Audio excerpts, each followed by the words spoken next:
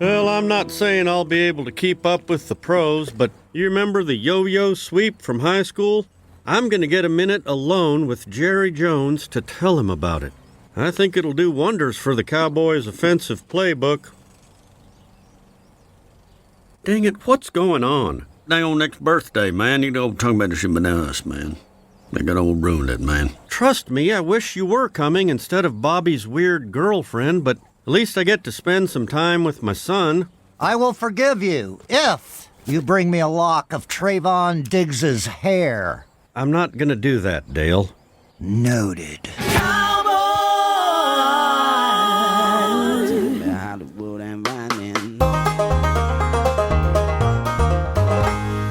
It is the One Star Cowboys podcast. I am Kevin Turner. We've got John Machota. We've got Saad Youssef. We've got Kent Garrison.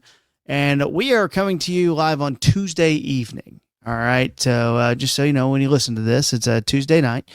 Injuries abound. John, let's go ahead and get this started. Latest on Tyler Booker, CeeDee Lamb, and whoever else. Yeah.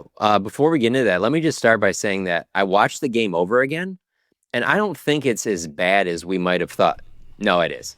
So okay, worse, injuries. bro. Here we go. I was about to say, man. Injuries. Yeah, not good for CeeDee Lamb. Not good for Tyler Booker. I'm thinking on both at least 2 games, maybe 3. If they thought either one would miss 4, then they would put them on IR, and that hasn't happened yet as of recording. So I think that's a good sign. Jerry did say that yesterday. A group of us waited out Jerry when he finished his podcast with Alex Rodriguez at the Star. What? And just another example of how covering this team is not like any other. So A-Rod, the baseball player? The baseball player. Oh, okay. That's amazing. Random. I mean, Yep. Yeah. So so when you walk into the Star there in the main atrium there, like before you get to the balcony that kind of looks over the field, there's on either side, there's these pretty big rooms that the one wall is all glass that faces the back of the practice field. So that's the one that you see a lot where, when Jerry does his Stephen A. Smith podcast that he did recently when he was on Good Morning America, that's become like the podcast room for Jerry. So, he was in there, and so we knew he was in there, and we were kind of like, all right, well, I guess we got to wait this thing out. And it's just one of those examples of if you worked anywhere else or you covered any other team, even in that exact same situation, you'd be like, well, no, I mean, we're leaving. I mean, that so-and-so, yeah, they're the owner or general manager. They never talk to us. They're not going to talk or whatever. But because it's Jerry, you're like, well, we got to wait, because if I leave, it's not like everyone's going to leave. There's going to be other people that stay there, other reporters, So I'm like, I guess I got to wait this thing out now. So, you think you're going to write this story off Schottenheimer's press conference and get it done so you can watch Lions-Ravens. And next thing you know, you got to work during the first half of the Lions-Ravens. I mean, hey, this is the life we chose, guys. So anyway, so he said that Booker and CeeDee, both high ankle sprains, but he said that they're on the milder side. So they're not, which is pretty... I believe him on this. You know how it is. Like Saad talked about last podcast, you always got to be kind of iffy with Jerry's injury information. But for CeeDee not to be immediately be in a boot after the game, made me think that maybe he will play in next week. Now, I didn't see him at the Star on Monday, but I think Clarence Hill tweeted that he saw him on one of the scooters. The leg scooter thing that has become like the norm now for any leg injury. And so I'm thinking 2 weeks there, and Booker might be 2 or 3, depending on, it all depends on how they heal and everything like that. So not great though. Not going to have him against the Packers. But should have J.W. and Clowney. Looks like he'll make his debut in that game. And it sounds like there's a decent chance that Deron Bland returns from his foot injury to play in that game. So yeah. So instead of them losing by 30, maybe they'll lose by 27. Real quick on the injuries, the other thing you always look at is the schedule. It's 6 weeks until the bye. So, obviously none of those are that long term. So you're not going to try to get to the bye, give them an extra week or anything like that. And then the upcoming few games is also Green Bay, and then you're at New York and at Carolina. And the way the Cowboys have played, I don't know that you can say that they're just kind of those are easy games or anything, but then you play Washington at home after that on October 19th. I did the thing in my head just to stay in it and keep everyone around me from jumping on the tank wagon and, thinking too far ahead because, look, we got to cover these games. Okay. So, hey, by the way, Cowboys fans are going to be cheering on their team this weekend. So think about it from their perspective as well, right? Optimistically, I could say that there's a path to get to 3-3, and then whatever happens with Washington, I can get you there. Panthers and the Jets, I can get you there. Optimistically, I can get you there. Packers offensive line, we'll get into that in a little bit. Dinged up. They have some injuries, maybe one or two men down. They just lost to the Browns, for God's sakes. Anything can happen. So you see where I can get you to 3-3. I know you're not buying it for a second. You get us to 3-3. I'll get us to pick number 3 overall.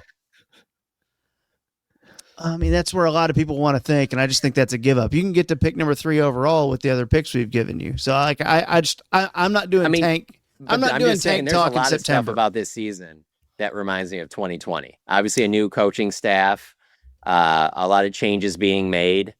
Not a great start to the season. The watermelon kick was them somehow beating the Giants, So now, granted, Dak got hurt in that season, and so not having him led to them having, a season that was good enough to give them the 10th overall pick. So if Dak stays healthy all season, I don't think they'll be as bad as 2020, just because I just haven't seen him play that poorly for a full season with Dak healthy for a full season. So that part could be different.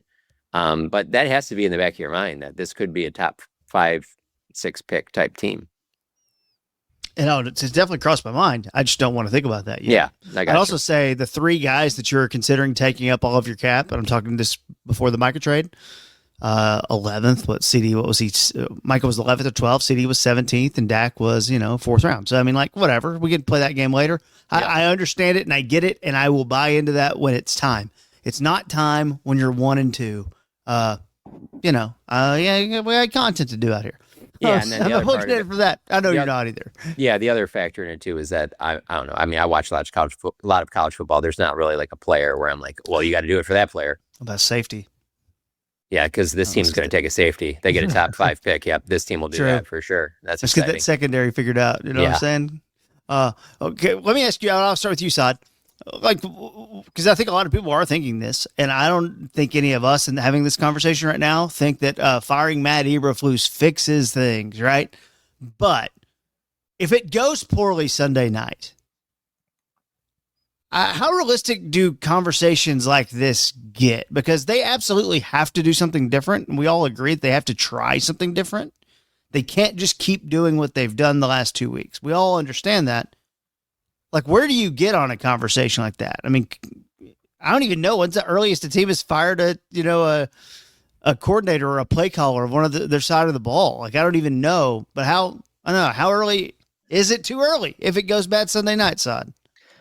I think so, and for a couple reasons. The first and foremost reason is it's not just about what's wrong with the guy. It's what's your next plan after that. I mean, who do the Cowboys have on the defensive staff that you feel comfortable throwing all the load of, calling a defense, organizing everything? And we've talked about that. Even Eberflus himself has already gone through 2 iterations of a with Micah and post Micah defense. And that's what the whole roster included there. I mean, who on this staff, this isn't like the defensive staff from a couple years ago with Dan Quinn, where you had a couple of candidates of potential head coaches, and they went on to become defensive coordinator type players in Seattle, in Washington.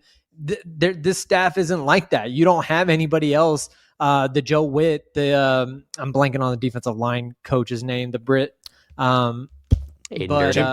Aiden Dirty. Dirty. You don't have any, even back in the day of like a decade ago when it was like the Chris Richard momentum and all that stuff. You don't have anybody there. And think it'd be White Cotton. I think that would be the guy. Yeah. I would think that he's got the most out of anybody. Yeah, and I don't know how good you feel about that. And more importantly, I think you have to give this some time until at least the bye week if you're going to make any kind of changes. Yeah, I completely agree with that. there's a far greater chance that Matt Eberflus is their defensive coordinator next year than it is that they would part ways with him after week 4. I don't see that happening. I mean, because then that's even setting you up for now a 4th consecutive year with a new defensive coordinator next year. I just think that's why I said there was just vibes of 2020 where, yeah, they got rid of Mike Nolan in that, but I could see a path to where they're just like, everything went wrong. We have a full off season. It was Schottenheimer's first time as a head coach. We're going to go into next year. We're going to have these multiple first round picks. We're going to fix these holes that we have and things like that. And so I think that's more likely. I'm not saying it's not going to happen. I'm just saying that it's more likely that happens than them moving on after only 4 games. Yeah, no, and I tend to agree. I just wonder how much emotion will go into this not getting fixed quickly and all of that, because the personnel is not going to change too much. It could change a little bit, but not too much. I saw something today, and I'm not going to nerd out too much here, but I do think it does help with this kind of asking some questions about what's going on defense.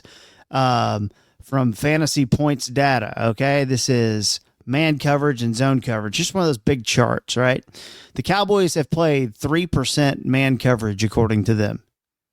That would mean 97% zone coverage so far this season. The only other team that's under 10% in man coverage is the Raiders at 7%. Then you kind of don't have another close one. Maybe 13's the next one. 97% zone, 3% man. Do you think there's a lack of just feeling like you can try something new? Or what?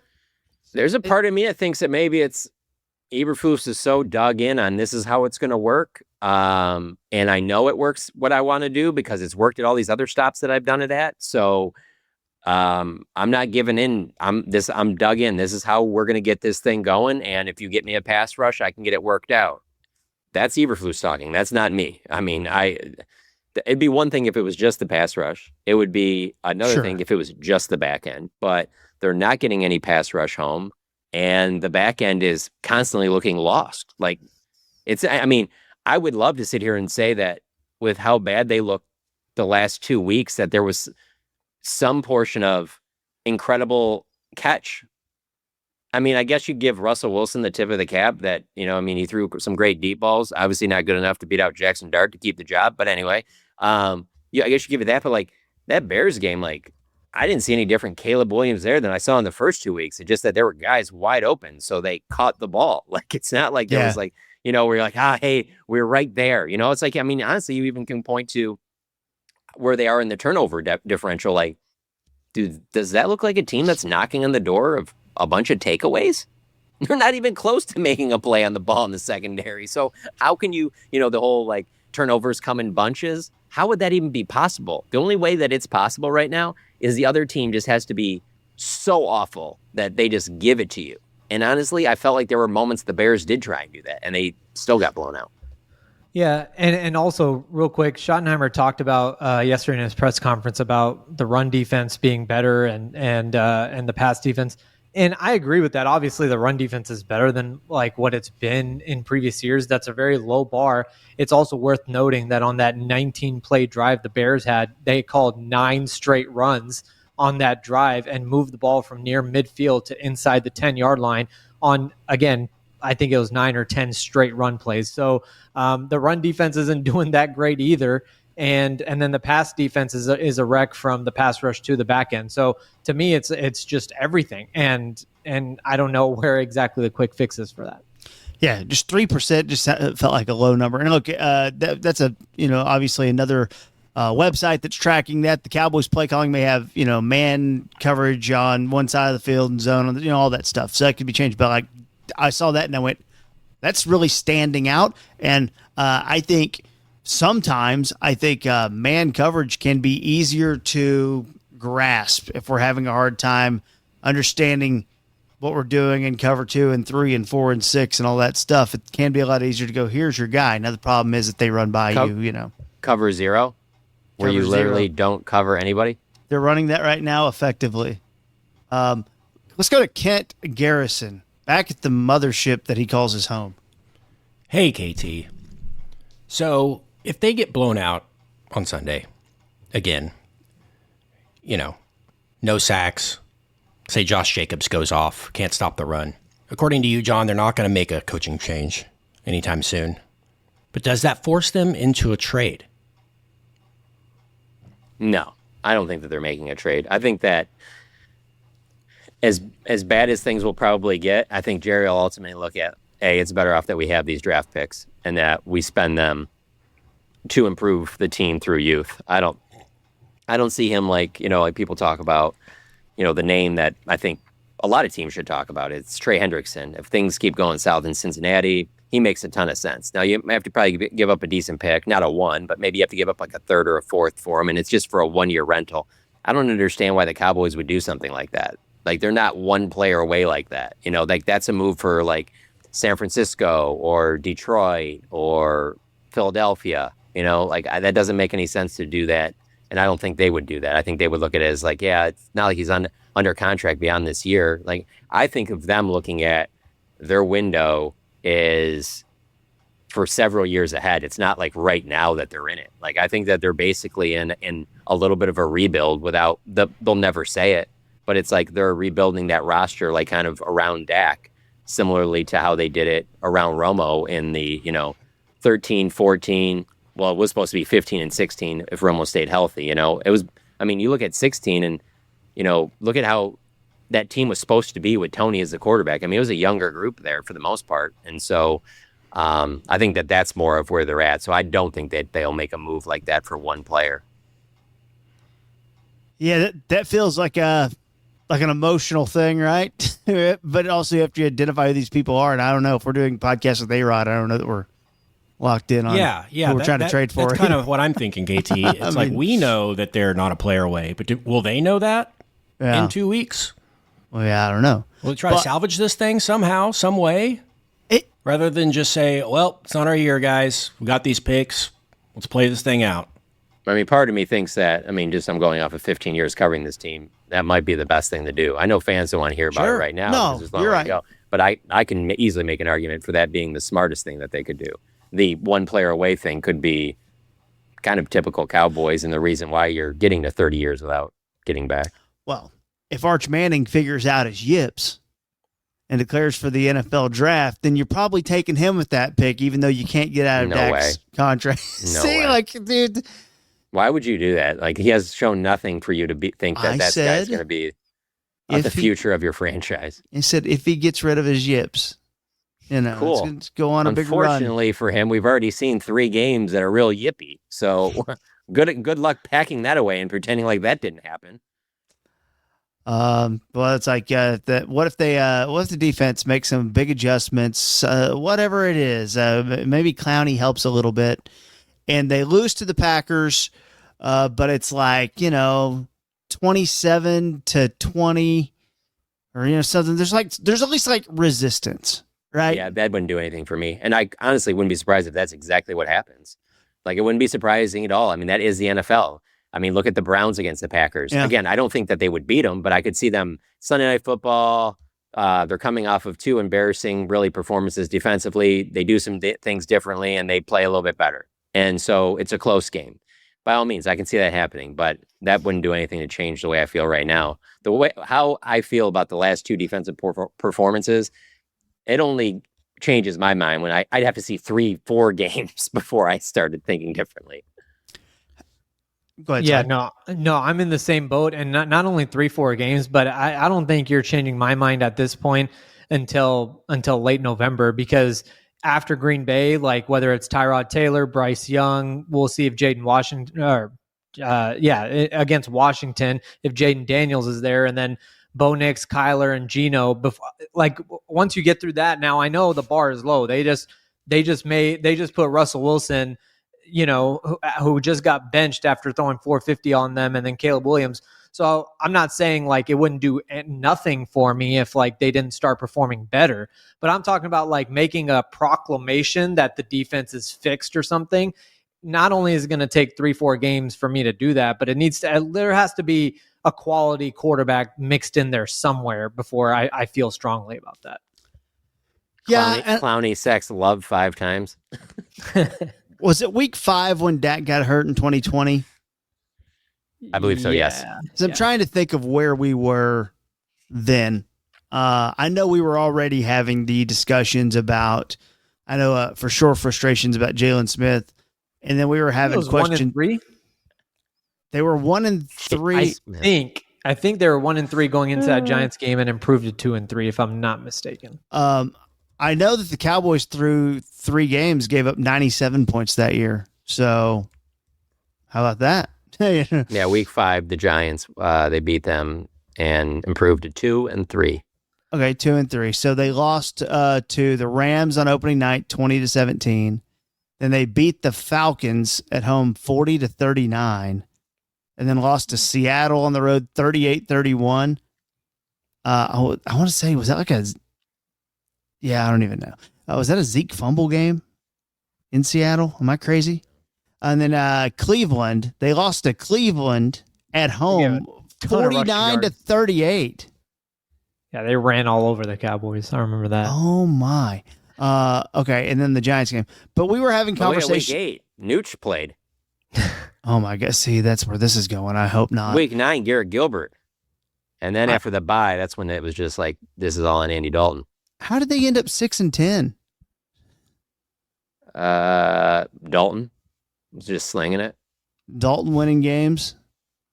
But even during that season, I will say that there is a part of me that thinks that there was a little bit of getting it back on track because of the fact of, say whatever you want about Mike McCarthy. He is a veteran NFL head coach. Like, there's things that he would do that would keep the train on the tracks. And even though it wouldn't necessarily be the sexiest thing anybody would talk about, like, he is a good, solid football coach. He did not bring the Dallas Cowboys to the Super Bowl, but there's a good chance.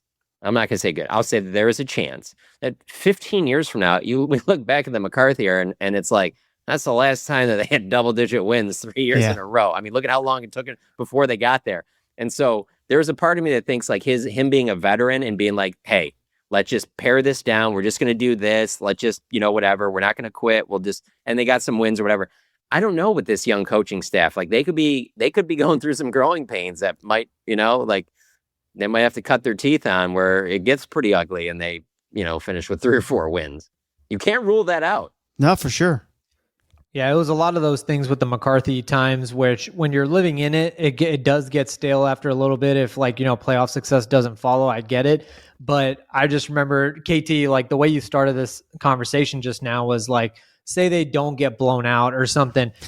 I mean, there was a time in the McCarthy era where they went the entire season without losing at home, like the entire season or 2 years, like a year and a half, 2 seasons.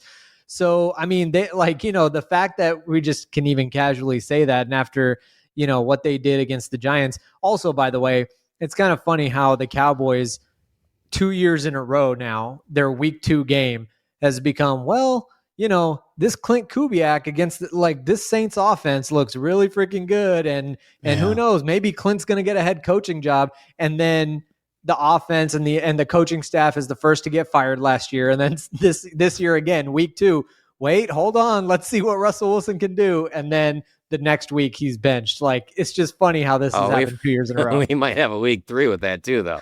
Yeah. I don't know if you've watched those last 2 Lions games. I don't know if it was all Ben Johnson that was doing that. Yeah. The conversation we were having back then, if my memory serves correctly, is we were having questions about buy-in on the defense. We were asking ourselves, do they understand it? Which I don't know. That's a tough question to ask, I think, but it's fair. It's fair. But buy-in, and that ended up ultimately not getting Mike Nolan a second season. So, they do need something to change to get better. Otherwise, there's nothing you can do to keep Eberflus's job. You can't just write the season off like, okay, well, we'll just bring him back next year, no matter what happens this year. Yeah. And that it goes would back be to really it's bad, though, because September 23rd, That 4 seasons with 4 new defensive coordinators is not great. No, it's not. It's not great, so.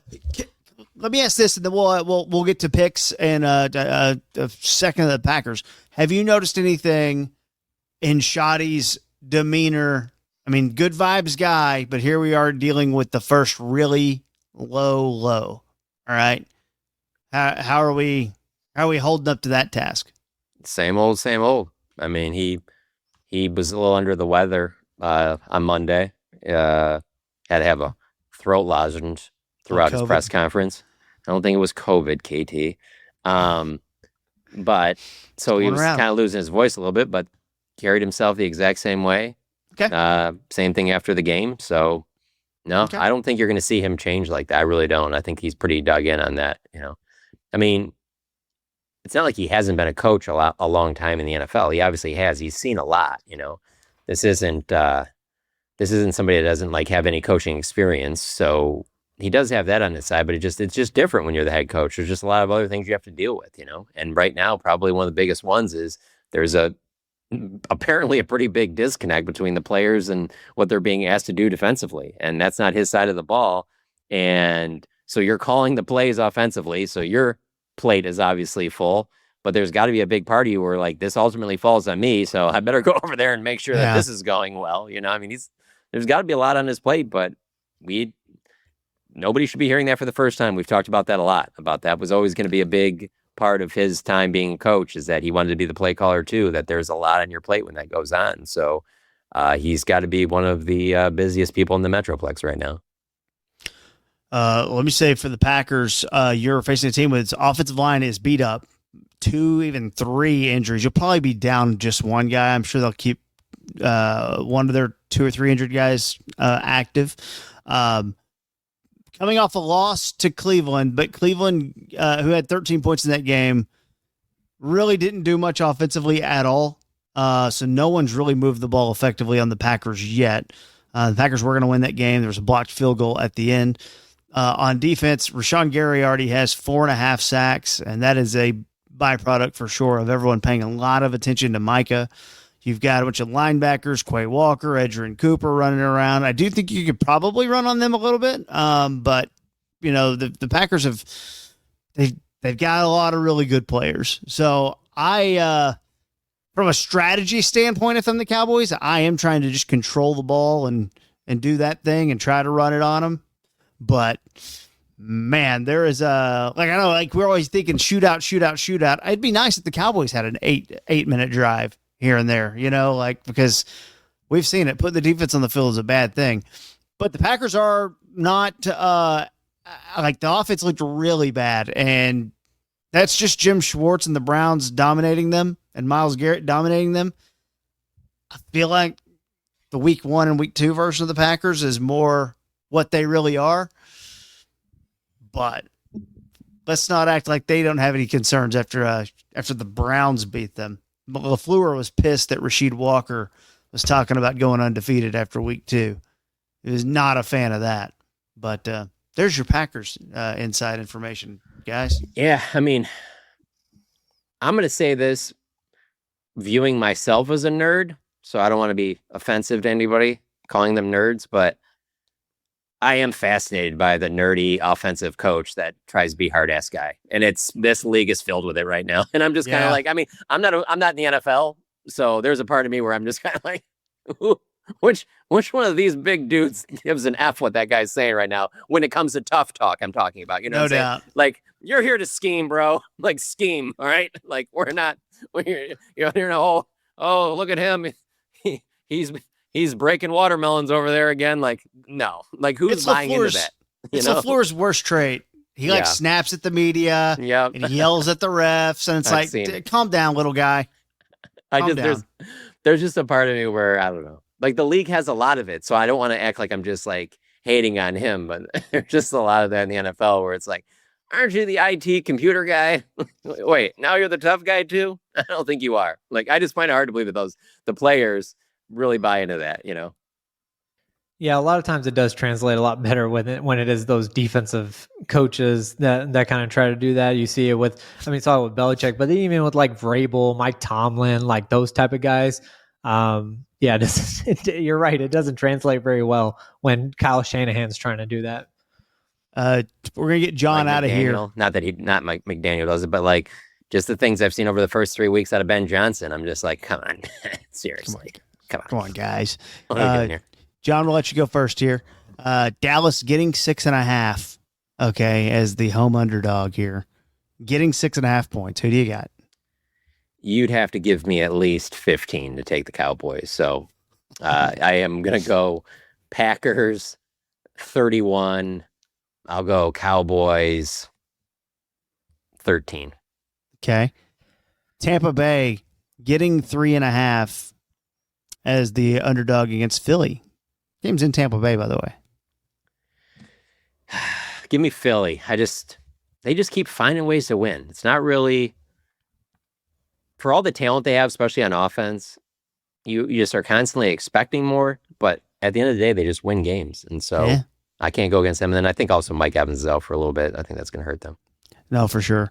Let's go Baltimore, KC. Game in Kansas City. Kansas City, the home underdog, getting 2.5 points.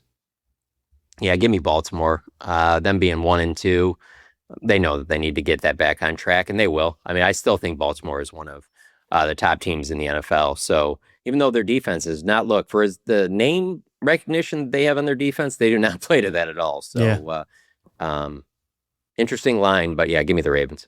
All right, John, we'll let you get out of here. Thank you for being here. We're gonna talk about a few more things and let you go, but we'll talk to you on Sunday night or early Monday morning. Later, boys. Later. All right. There he goes, John Machota. Everyone follow him over at The Athletic, at John Machota, Machota. And there's no H in that in, by the way. Sod, we'll go to you. Cowboys getting 6.5 at home. Yeah, give me Green Bay in this. I think the Cowboys, we're following another pattern just like last year where, and honestly similar to 2020 as well. We think of last year and 2020 as like years that were drowned by Dak injuries, and that's simply revisionist history. That is not true. As you just mentioned, when going into the Giants game where Dak got hurt, the Cowboys were 1-3. And they had lost to the Browns. And I think it's a similar thing now where now we're going to start looking. I think the Cowboys are going to start maybe talking a little bit more, maybe not the coaching staff, but I think Jerry and them will start talking more about no Tyler Booker, no Cooper Beebe, no CeeDee Lamb, and the defense was already lacking. I think no DeMarvion Overshown, Deron Bland went out. It's true. There are a lot of injuries, but I just don't think they're a very good football team if you have all of them together right now either.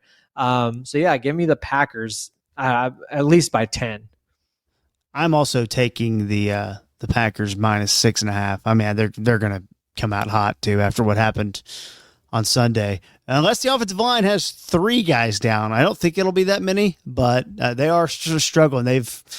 They're bringing guys, no one's ever heard of that come in and get a workout just for offensive line depth. Kent, who do you got here? Yeah, I'm feeling a little bit of Vikings-Bengals energy with this game. So give me Green Bay 41, Dallas 21. Okay. Yeah, I had a feeling we'd all do that. Kent, we'll start with you on. That means the Cowboys are going to win the game. Yeah, all right. Well, I'd say so far we're all at 500 or below on our picks. I'll update those standings in a second. Kent, Tampa Bay is at home against the Eagles, getting 3.5. Yeah, I'll take Tampa to cover. All right. I am intrigued, and I do think Baker can kind of make any game close. But Ibuka's been banged up a little bit too. He's going to play, but Mike Evans hurt. I'm going to go ahead and take Philly. No. They're going to get that defensive line worn down in the hot Tampa humidity. I'm taking Tampa Bay plus 3.5. Okay. Talk myself out of it. It's funny when John was saying, they just find a way to win. You could say that about both teams. I mean, the way that Baker has been playing and that offense, it's been the last drive every single week. And that's been a lot of fun to watch, to be quite honest with you. And so, Baker rules. Yeah, he does. He's freaking awesome. Give me Tampa Bay as well. I like them at home. I think if it was in Philly, I would have picked Philly. But I can't believe I like Baker because there was a time I was like really annoyed by him. I think Carolina and Los Angeles and all that, I think it humbled him. I think it humbled him just right to where he went from being annoying as hell cocky to calibrating it to where like he does it just right now. Like I say this about Joe Burrow too. Like there's guys who you look at and you're like, God, he's just a try hard and he's just annoying. And I'm with you. I kind of felt that way about Baker as well. But I think he got humbled through the stops, and I think he's just perfect cocky now. Like, he's still definitely cocky. There's no question. I would have, CJ Gardner-Johnson got cut by the Houston Texans today. And that was my first thought, was I would have loved to just see Baker, see that news come across after their little interaction the other week. But no, I like Baker a lot, and I think he's gotten himself to where he's truly an underdog. And we've talked about this before. On that contract, Baker is probably one of the top 10 quarterbacks you'd want relative to the contract that they have, because he's not breaking the bank. So I'll take Baltimore -2.5. I think they're going to go into KC and get it. They're just kind of bad vibes in KC, and the fact that they didn't even really, they still had a little, a few troubles outside of throwing it to Thornton against the Giants the other night. So Baltimore -2.5 on the road. I think we're looking at a 1-3 Chiefs team. Kent. Yeah, give me Baltimore. By the way, how about that Jared Goff throw on 4th and 2 to beautiful St. Brown? Oh my gosh, Weird. Beautiful. Crazy. That was a really great throw. I mean, for a minute I was like, oh, he threw it too far, and I was hoping for that, honestly, because I was pulling for the Ravens from a personal standpoint in a pool that I'm in, no good. Kind of reminded me a little bit. Kind of reminded, not quite this bad, but it reminded me of the play against the Packers last year, KT, where they're just going for it on 4th down, and Golf trips and everything, and then they still get the first. And when the ball's in the air, I kind of had the same emotions. He wasn't wide open. He was open for NFL standards, of course, but that was a ballsy decision. And speaking of guys that you just love, like freaking Dan Campbell, man, just awesome. It's great, and I think it's funny too. Like, everyone's like, "Oh, how's it going to be without Ben Johnson?" It's like, they'll figure it out. Like, they're still a great team, and they are not anywhere near the team that people think they were after what they did in week 1. The same way Green Bay is not anywhere near the team that they were against the Browns in week 3. So you kind of end up getting back to the middle there in the NFC, and who's going to be there: Eagles, Packers, Lions.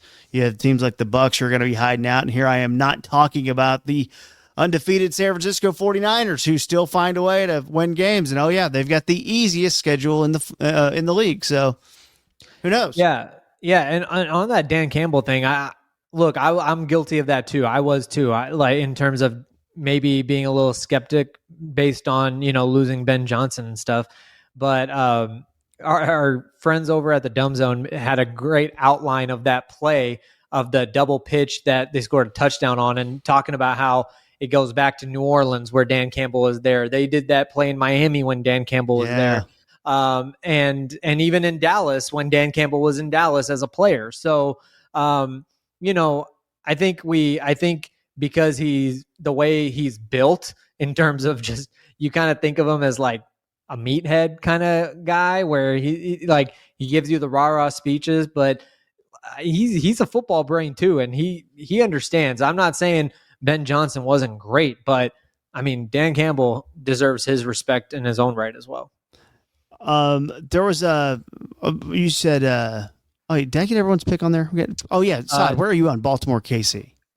Give me Kansas City to win. I think it's crazy that one of these two teams is going to be 1-3. Yeah, it's just wild to think, but competitive AFC.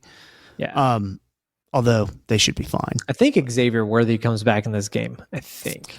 I was going to say a big shout out to the Dumb Zone, for having me and Kent over to watch the game the other night on their live stream. But Jake Kemp, the Dallas Observer 2025 Sports Media Personality of the Year. I heard you were the first and only person to text him all morning. It's an award that I think he's wanted for a long time. And I know how much it means to him to get that acknowledgement. So shout out to Jake. He's the best. They're the best. I would also like to throw in too for everyone that we are going to be transitioning over in about 3 or 4 weeks, maybe less, and doing a lot of video podcast at a place called Haymaker. It's a new video company, and we just wanted to mention that because you still be getting the show will be the same. The One Star Cowboys podcast, not that much is going to change, but we're going to be partnering with a company called Haymaker. It's a new sports video network here in DFW, and we'll be going full video in a few weeks. So we'll let you know more when we launch, but if you follow at Haymaker Network on Twitter and Instagram, that would be awesome, and that would help us a ton. So follow at Haymaker Network. Also on Instagram, follow the One Star Cowboys Pod. Right there on Instagram, get a whole feed up for you, the One Star Cowboys Pod. Sod, have you gotten to watch any of The Paper yet on Peacock? Only a few episodes, only a couple episodes. It's really hard in football season, man. Oh, for sure. There's just so much sports 4 days a week. It's solid. I think if you go into it not expecting, not holding it to the standard of The Office, I think you'll enjoy it. It'll be fine. But again, I've only watched a couple episodes, so I don't even know. Yeah, like specifically too. Okay, I'm glad you said that. And I know you want to jump in here, Kent, but I don't know if you saw the news. It's going to go. NBC has decided, because the reviews have been so good, in November they're going to put it on, terrestrial, the actual network TV, and air the 10 episodes, week by week, just like it was The Office back in the day. I am through 5 episodes, and I would just say that I thought it was okay after the first 2. But after episodes 3, 4, and 5, I think it's really good. Ooh. So, yeah. I'm excited. There you go. And I don't want to set the bar too high or anything, but that's when it kind of clicked in for me, and I started going, okay, I get what we're doing here. And I really enjoy it. So that's where I am. Kent, where are you on this thing? I enjoy it a lot, too. You got to remember, season 1 of The Office didn't set the world on fire. Neither did season 2. I think season 3 of The Office is really when people started to watch the show and be fans of the show. I like the character tropes. I think they can, build on that. So, yeah, it's not my favorite Office-like show that's come out since The Office. I'm a big fan of Brooklyn Nine-Nine and Parks and Rec. I love Parks and Rec, but I consider that like Office adjacent, kind of the same time. Yeah. St. Denis Medical is another one I will recommend to you. It's set at a hospital. Way more joke forward than The Paper is, though. Mm-hmm. It's a little more like 30 Rock, where they're just kind of zinging one-liners every single line. So check out St. Denis Medical. It's a little more lighthearted than The Paper. Yeah, The Paper is like they're going for a little more narrative than I was expecting, and I'm okay with it. Just a little recommendation from us. Yeah, I mean, the Office, just to real quick on Kent's point, like season 1, I thought I said it was bad, and when I say that, I actually like the storylines, and it's just the acting was not very good in season 1, season 2, and none of the characters were really fully in their form of what they were actually going to be. Kelly was really quiet in season 1. There was just a lot. Angela wasn't as mean. Michael Scott was way meaner in the first 2 seasons. Like that was kind of the way they were going to draw humor was like Michael's just a D-bag. And they decided like, no, let's just make him dumb. And sweet. Yep. It was a great choice. Yeah. It was a great choice. We'll be back, I would say Sunday night or early Monday morning, because we'll have a late one here. Hopefully there's no delays or anything. So Cowboys Packers is Sunday night. So yeah, for Sod, make sure you're checking his work out on The Athletic. Make sure you're checking Ken out on the Mad About Movies podcast as well, with a lot of movies coming out this fall. Oh yeah. And this week is one battle after another week. So try to go get to that if we can. Get hype on Friday. So make sure you're checking that out. Like I said, if you follow at Haymaker Network, we'll be going full video pretty soon, and that'll be an awesome thing as well. It's a great studio, by the way, as I interject here. Yeah. We've gone out and seen it. It's going to be awesome, guys. So get excited. The social content we're going to be putting out after we get to the studio is Going to be way different than what we're doing now in terms of the video side.